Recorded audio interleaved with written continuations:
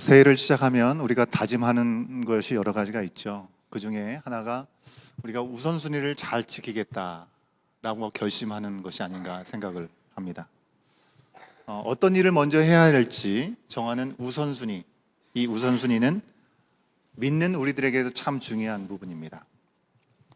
너무나 분주하게 살아가지 않습니까? 분주하게 살아가면서 정말 언제나 하나님께서 더 중요하게 생각하시는 것이 무엇인가? 그것이 우리의 삶의 중심에 있기를 원하는 마음이 있을 때 우리는 우선순위를 놓치지 않을 수 있는 것이죠. 그런데 때로는 모두가 중요하고 또 모두 좋은 것이라고 한다면 어떤 것부터 해야 될지 우리가 고민하게 될 때가 있습니다. 여러분, 교회 안에서도 오늘처럼 우리가 오늘 예배에 공동체 미팅이 있습니다. 또 같은 시간에 우리 다음 세대인 어린 자녀들 또 아이들을 가르치는 활동 시간이 있습니다. 그러면 어떻게 해야 될까? 여기도 중요하고 저기도 중요한데 스태프들은, 교사들은 어디에 우선순위를 둬야 될지 참 고민이 되는 부분이죠. 1년에 많지 않은 기회에 우리 공동체 미팅을 하기 때문에 사실 그렇게 많지 않은 시간 거기에 공동체 회의에 참여해야 될까? 아니면 천하보다 귀한 우리 자녀들을 가르치는 일을 놓치지 말아야 될까? 많은 고민들이 있죠.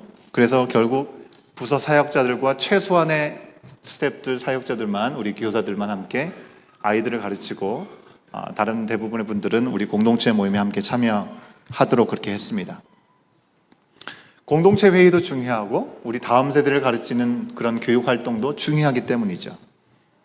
여러분, 어떨 때는 정원 모임, 또 교회 특세, 또 새가족 환영회, 또 교사 성경 공부, 특별한 이벤트 등이 때로는 그런 일이 잘 없겠지만 겹칠 때가 사실 있을 수 있거든요. 그러면 그래도 우선순위 있어야 되니까 교회에서는 예배가 우선에 있고 좀 더 큰 모임이 우선에 있다라고 말씀을 드립니다. 그것이 기본적인 우선순위입니다. 하지만 때로는 특별한 사정들에 의해서 고민이 될 때가 분명히 있는 것 또한 사실이죠. 하물며 세상의 법도 그렇죠. 우선순위가 있습니다. 어떤 일이 한 가지 법에만 적용이 되면 별 문제가 없는데 여러 가지 법들이 동시에 적용된다면 그 부분들이 참 어려운 것이죠. 그래서 어떤 일에 여러 법이 적용되면 상위법이 우선된다라고 우리는 알고 있습니다. 헌법이 최상위법이죠. 그 밑에 법률, 시행령, 시행규칙, 조례, 규칙, 고시, 또 관례, 민속적인 습관, 이런 순으로 중요성을 우리 가운데 고지하고 있습니다. 여러분, 새로운 법이 옛날 법보다 우선합니다. 그죠?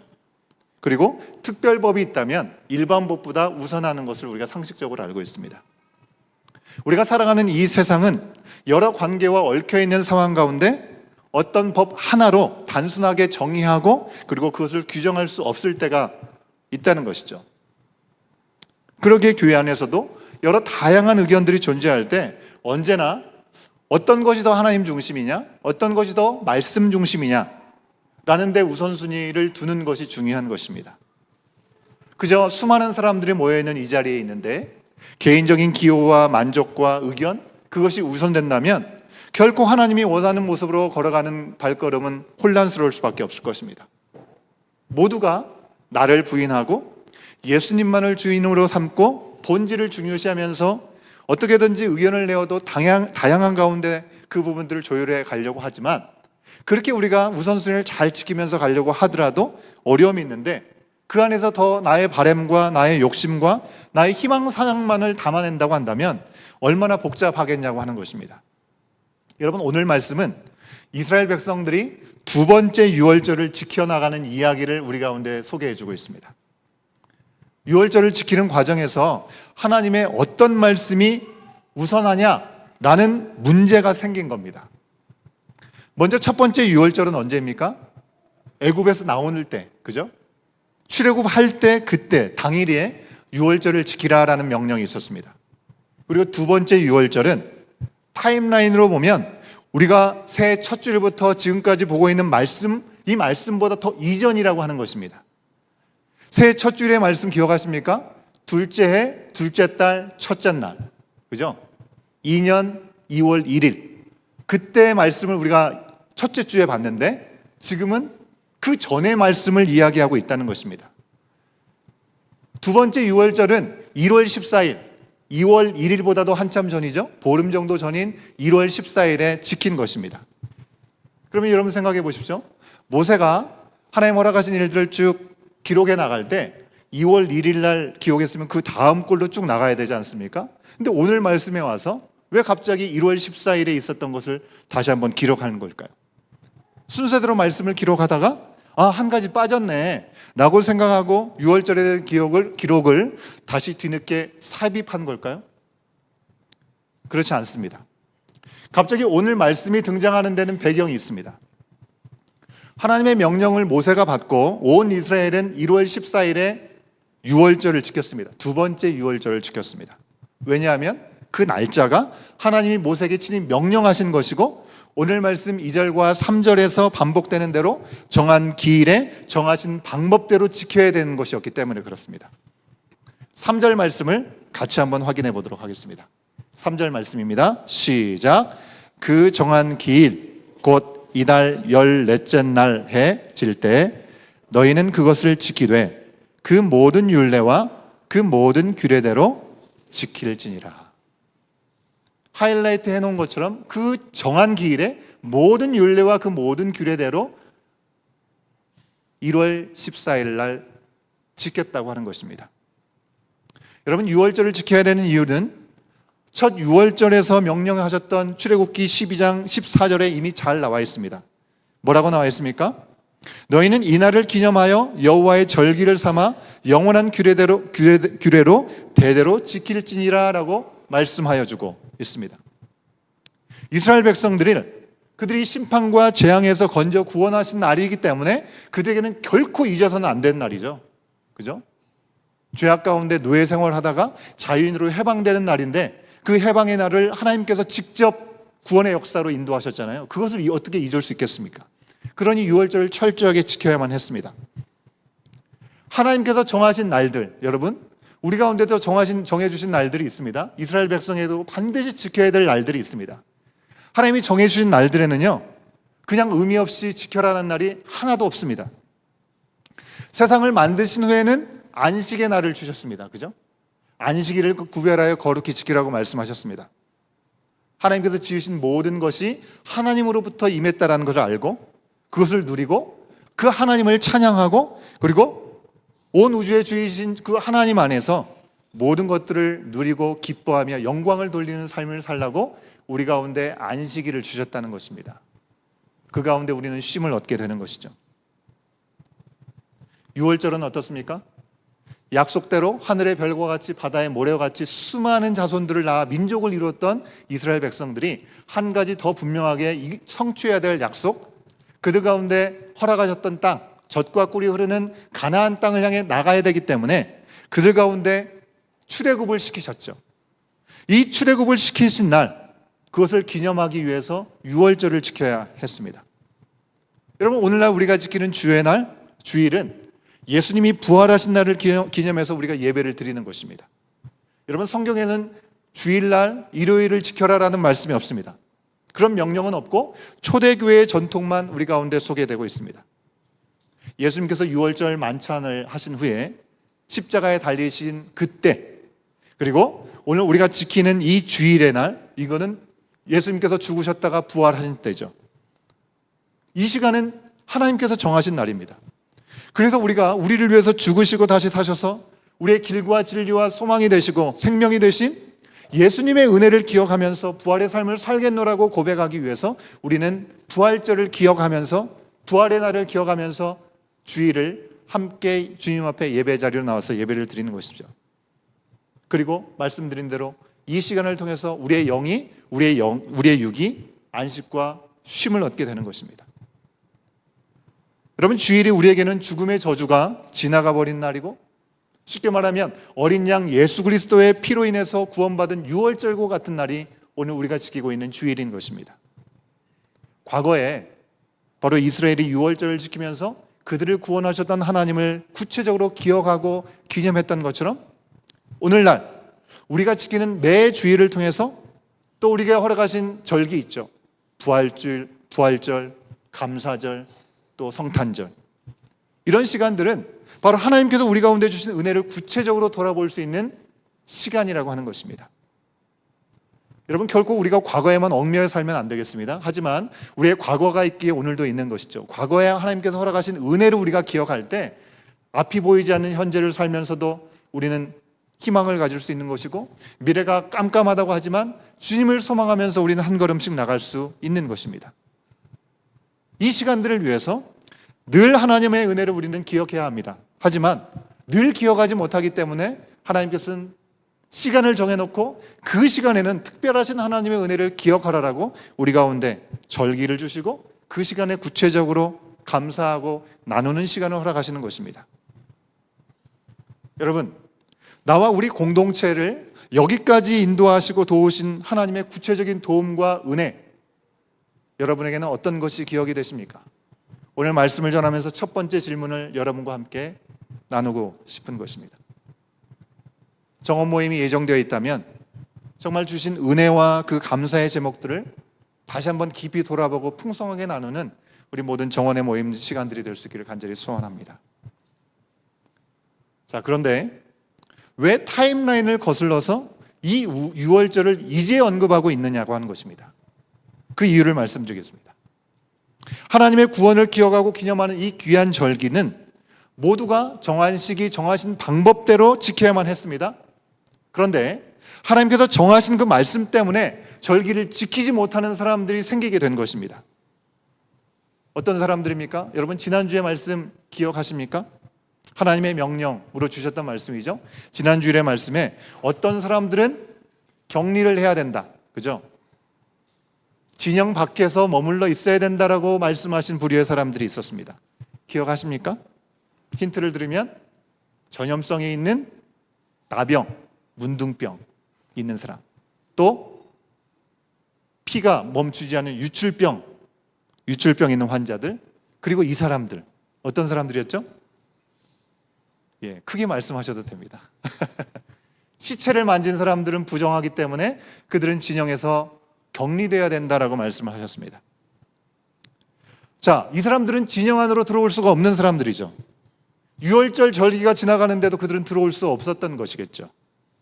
그렇기 때문에 모세와 아론에게 그 사람들은 그들이 유월절을 지킬 수 없더니 어떡하느냐라고 질문합니다. 개역개정에는 6절 말씀에 여러분 보시면 올려있는 말씀을 통해서 확인할 수 있겠지만요, 그날에라고 얘기하고 있죠. 그날에 와서 이 아론과 이 모세에게 물었다는 겁니다. 근데 이 그날이라는 말은 좀 더 정확하게 말하면 당일에, 영어 버전에는 the same day라고 얘기를 하고 있습니다. 그들은 바로 모세와 아론 앞에 이르렀다라고 말씀하고 있죠. 이 말씀은 가까이 와서는 안 되는데 아주 가까이까지 다가왔다라는 것을 생각하게 합니다. 여러분, 이 사람들은 격리해야 했던 이 사람들, 특별히 우리 시체를 만져가지고 부정하게 된 사람들, 하나님의 말씀을 동시에 따를 수 없으니 곧바로 모세와 아론에게 간 것입니다. 즉각적으로, 그리고 적극적으로 도움을 청한 것입니다. 분명히 하나님께서는 이 절기를 반드시 지켜야 된다고 말씀을 하셨는데 우리는 나갈 수 없으니 그럼 우리는 어떻게 해야 됩니까? 다른 모든 이스라엘 백성들, 남성들은 정말 중요하게 생명처럼 여기는 이 절기 유월절에 다 나가서 하나님께 예배를 하는데 우리는 나가고 싶어도 나가지 못하니 어떻게 해야 됩니까? 얼마나 속이 탔겠습니까?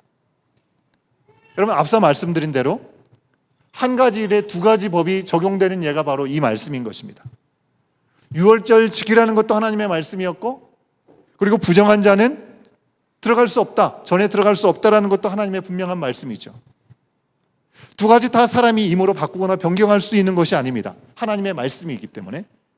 이에 대해서 모세는 어떤 솔루션을 주고 있을까요? 어린 친구들 잘 보세요. 모세는 이 딜레마의 상황에서 도대체 어떻게 답을 주고 있을까요? 모세는 자기 생각대로 이렇게 하라 저렇게 하라 얘기하지 않았습니다. 이미 하나님께서 주신 것이 있기 때문에 부정한 사람은 이 진영 밖에 무조건 있어야 하기 때문에 절대로 들어올 수 없다라고 못 박아서 말하지 않았습니다. 모세가 어떻게 했는지 말씀을 통해서 확인해 보겠습니다. 8절 말씀 같이 한번 읽어봅니다. 시작. 모세가 그들에게 이르되 기다리라. 여호와께서 너희에 대하여 어떻게 명령하시는지 내가 들으리라. 뭐라고 했대요? 내가 결정해서 막 얘기해버리지 않고 하나님께 묻고 하나님께서 대답해 주시기를 기다리는 것이 모세가 한 행동이라고 하는 것입니다. 당장 유월절을 지키지 못하는 사람들은 얼마나 속타고 애가 탔겠습니까? 묻고 바로 답을 얻기 원했겠죠. 하지만 모세는 일단 하나님께 질문하고 기다립니다. 그런 모세와 부정해진 사람들에게 하나님은 분명하게 알려주시죠. 뭐라고요? 너희도 유월절 지킬 수 있다. 굿뉴스를 주셨습니다. 그런데 그날 똑같은 날 그냥 지킬 수 있는 것이 아니라 부정해진 몸이기 때문에 이 부정해진 몸이 깨끗해진 다음에 한 달 후인 2월 14일 날 지킬 수 있다라고 말씀하신 것입니다. 비록 부정해진 몸이죠. 그래서 당장 유월절을 지킬 수 없지만 그 후에는 지킬 여지를 열어주신 것입니다. 부정해진 사람들 뿐만입니까? 아니요. 여행 갔다가 그 시간을 못 맞춰가지고 늦게 오는 사람들도 분명히 있었겠죠. 그들도 2월에 함께 유월절을 지키라고 말씀해주고 있습니다. 여러분 오늘 생각해 보십시오. 상식적으로 오늘날처럼 교통이 발달해서 비행기를 타고 기차를 타고 자동차를 타고 버스를 타고 거의 대부분 정확한 시간에 도착하지 않습니까? 그런 스케줄에 따라서 우리가 움직이게 되죠. 하지만 이때 당시에는 어떻겠습니까? 걸어서 가야 되는 것이고 먼 곳은 배를 타고 가야 되겠죠. 어떤 일이 발생할지를 알지 못하게 그 시간을 맞춰서 도착한다는 것은 정말 어려운 일이었습니다. 그렇기 때문에 그런 어려움마저도 헤아려 주시고 그 사람들이 함께 할 수 있는 시간들을 배려해 주시는 하나님을 우리는 오늘 말씀에서 만날 수 있다고 하는 것입니다. 이렇듯 하나님은 유월절을 2월 14일에 지킬 수 있는 예외를 허락하여 주셨습니다. 물론 날짜만 한 달 밀렸을 뿐이지 정해주신 그 방법 그대로 지켜야 됐던 것이고요. 유월절을 지키는 목적도 똑같았습니다. 우리를 대속해서 구원하시기 위한 하나님의 은혜에 감사하고 기억하는 기념일이었던 것이죠. 자, 이제 하나님은 유월절의 이 예외사항을 말씀하신 후에 한 가지 경고를 하십니다. 13절의 말씀을 같이 한번 확인해 봅니다. 13절입니다. 함께 읽습니다. 시작. 그러나 사람이 정결하게도 하고 여행 중에서 있지 아니하면서 유월절을 지키지 아니하는 자는 그 백성 중에서 끊어지리니 이런 사람은 그 정한 기일에 여호와께 헌물을 드리지 아니하였은즉 그의 죄를 담당할지며. 무서운 말씀이 등장하고 있습니다. 하나님은 어쩔 수 없어서 지키지 못하는 사람들이 있는가 하면 아무 사정도 없는데 지키지 않는 사람에 대해서 똑같이 생각하지 않으심을 말씀하고 있습니다. 지킬 수 없는 사람들, 지킬 수 없는 것인가? 아니면 지키지 않는 것인가? 이 두 가지에 대해서 우리 스스로 돌아보게 하시는 말씀인 것이죠. 하나님의 명령을 반드시 지키고 싶지만 하나님께서 정해진 그 질서를 따르다 보니까 또한 우리가 너무나 연약한 존재이기 때문에 연약함으로 우리 가운데 나타나는 우리의 환경 때문에 그 말씀을 지킬 수 없을 때가 있을 수 있다는 것을 우리 하나님도 아시는 것입니다. 인정해 주시는 것이죠. 우리의 약함과 한계를 하나님은 잘 알고 계십니다. 하지만 하나님의 명령을 너무나 가볍게 여겨서 내 생각과 내 감정과 내 상황이 더 중요해서 말씀을 지키지 않은 것에 대해서는 하나님은 분명하게 미워하신다라고 말씀하고 있습니다. 하나님은 유월절을 지키지 않는 사람들을 심판하시면서 이스라엘에서 끊어지고 죄값을 치르게 될 것이라고 말씀하고 있습니다. 사랑하는 여러분, 우리가 피치 못할 사정으로 마땅히 지켜야 될 예배의 자리를 지키지 못하거나 주신 은혜에 대해서 제대로 응답하지 못했던 경험들이 또 있지 않겠습니까? 과연 우리는 언제 그랬었는가? 과연 무엇 때문에 그랬었는가? 우리는 우리 자신에게 질문을 던질 수 있어야 할 것입니다. 하나님은 우리의 중심을 보신 줄 믿습니다. 우리가 할 수 없는 것까지 어떻게 해서든지 해라 말씀하시는 분이 아니십니다. 할 수 없지만 부족하지만 어떻게든지 주님의 말씀을 지키려고 애를 쓰고 몸부림을 치고 있는지, 아니면 내가 충분히 할 수 있음에도 불구하고 그냥 주님의 말씀을 나의 욕구와 나의 욕구보다 가볍게 여기면서 그냥 하지 않는 것인지 하나님은 다 아신다는 것입니다. 여러분, 우리가 예배를 드리는 자리와 우리가 주님 앞에 구별하여 물질을 드리는 헌금과 헌신된 마음과 봉사가 여러분 억지로가 아니라 자발적으로 기꺼이 드리는 은혜에 대한 응답이 될 수 있기를 주 이름으로 축원합니다. 하나님은 사랑의 하나님이십니다. 하지만 은혜를 모르고 하나님을 경외하지 않는 교만한 자들에 대해서는 눈 감고 계시지 않는다는 것입니다. 아주 정확한 셈을 하고 계신다는 것을 우리는 기억할 수 있어야 되겠습니다. 함께 참여하지 못했던 그들은요, 하나님의 온 우주와 그들 자신의 주인 되심을 알지 못하고 부인하는 죄를 지었기 때문에 그렇습니다. 반복해서 말씀드립니다. 여러분, 하나님께서는 결코 우리 가운데 뭔가 아쉬우셔가지고 우리의 작은 것들을 더 요구하시고 그것이 없으시면 당신의 존재 자체가 무의미해지는 존재가 아니라고 하는 것입니다. 절기를 통해서 받으시는 그 예물은요, 마치 세상의 왕들 앞에 진상품을 내어놓는 것 같은 그런 시간이 아니라는 것입니다. 하나님은 우리가 우리 하나님의 하나님 되심을 우리로 하여금 알게 하시려고 모든 것을 주신 그 은혜 가운데 최소한의 것을, 최소한의 헌신과 최소한의 드림을 통해서 하나님을 바라보게 하시는 시간을 우리 가운데 주시는 것입니다. 호세아 6장 6절에서는 하나님은 분명하게 말씀하고 계십니다. 호세아 6장 6절 말씀을 같이 한번 읽습니다. 시작.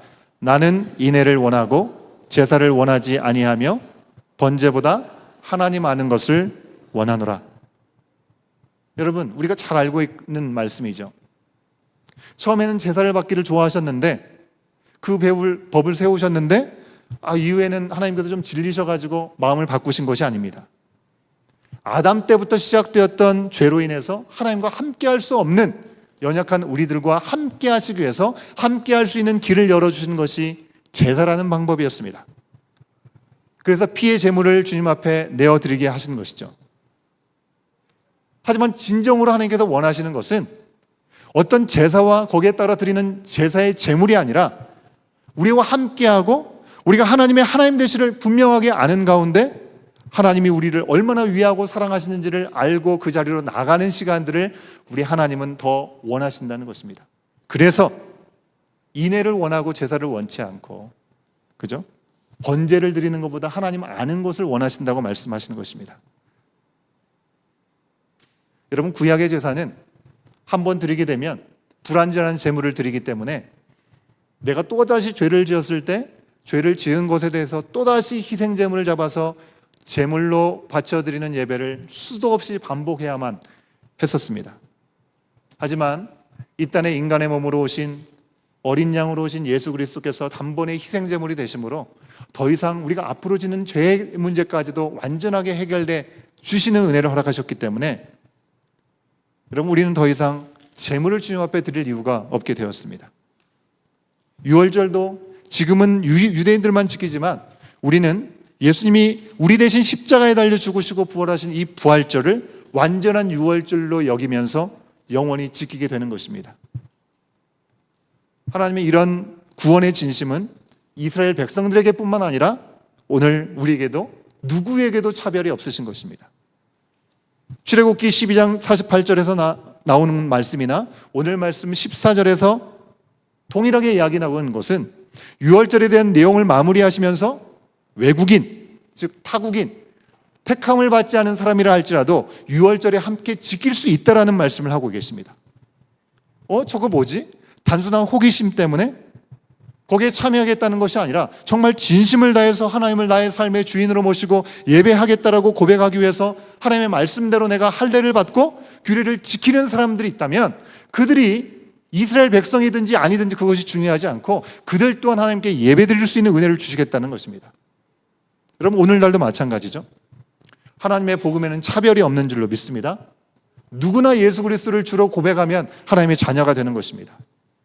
하지만 하나님을 안다고 하지만 입으로만 주여 주여 하면서도 종교적인 의무만 행할 뿐이지 주님과의 직접적인 관계가 세워지지 않는다면 그 영혼을 하나님은 나는 너를 모른다 하실지도 모르겠습니다. 진심으로 마음의 할례를 받고 내가 나의 죄인됨과 하나님의 거룩하심과 선하심을 우리는 분명히 믿어야 되는 거고요. 예수님이 우리의 죄를 대속하시지 않았다면 우리는 죄로 인해서 죽었을 것을 우리는 인정하고 예수님을 내 삶의 주인으로 영접하여 새롭게 태어나야만 하는 것이죠. 안타깝게도 오늘날에도 여전히 교회의 벽은 많이 높아졌습니다. 사람들 안에 편견 안에서 저 사람은 교회 다닐 수 없는 사람이다라고 선을 긋는 사람들도 있습니다. 함께 할 수 없는 사람이라고 선을 그어버리는 사람들도 있는 것 같습니다. 여러분, 우리 교회도 이 교단의 동성혼에 대한 그런 진리를 바꾸는 말도 안 되는 일들을 해서는 안 된다라고 생각하며 우리는 결단해서 나왔습니다. 하지만 어떤 성적인 정체성을 가진 사람이든지 또 다른 어떤 상황에 있는 사람이라 할지라도 우리 스스로가 제한해버리고 하나님께서 찾으시는 그런 영혼들을 구원의 자리로 오는 것을 막는다고 한다면 그것은 차별이 없이 모두에게 동일한 사랑을 지금도 구하시고 그 자리로 나오게 하시고자 하신 하나님의 선하신 뜻을 거스른 일이 되고 말 것입니다. 이 사실을 우리가 기억하면서 때를 얻든지 못 얻든지 우리의 제한된 사고를 오픈하고 하나님의 복음의 말씀으로 전하고 초대할 수 있는 우리 모두가 되어야 되는 것입니다.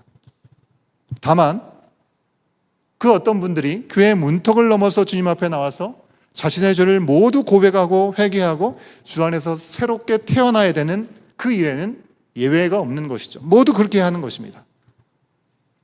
여러분, 법 없이 살 수 있다라고, 법 없이 살고 아무런 문제가 없는 사람, 천국 갈 수 있을 것 같은 사람이 있다라고 얘기를 합니다. 하지만 아무리 기부천사라 하더라도요, 예외 없이 모든 사람은 하나님 앞에 의롭지 못한 죄인이라는 사실입니다. 우리 공동체는 그리스도의 은혜와 그 사랑으로 낯선 사람 또는 내가 전혀 알지 못하는, 내가 생각하지 못하는 사람들, 새로운 사람들에게 과연 우리 공동체는 열려 있는가? 어떻게 얼만큼 열려 있는가? 우리는 또한 돌아볼 수 있는 시간을 가져야 될 줄로 압니다. 사랑하는 여러분, 하나님은 우리가 바쁘게 살아가는 삶 가운데 뭔가를 제한하시고 브레이크를 걸기 위해서 이것도 지키라 저것도 행하라 말씀하시는 분이 아니고 우리가 하나님의 은혜와 충만하심 가운데 온전히 거하게 하시기 위해서 꼭 지켜야 될 것을 말씀하고 명령하셨습니다. 여러분, 그 사실을 우리가 잊지 않고 그 말 자체에 율법적으로 얽매여서 때로는 정죄하고 판단하기보다는 정말 순종하고 더 힘써 전할 수 있는 믿음의 자리로 나갈 수 있는 저와 여러분, 우리의 모습이 되어야 될 줄로 믿습니다.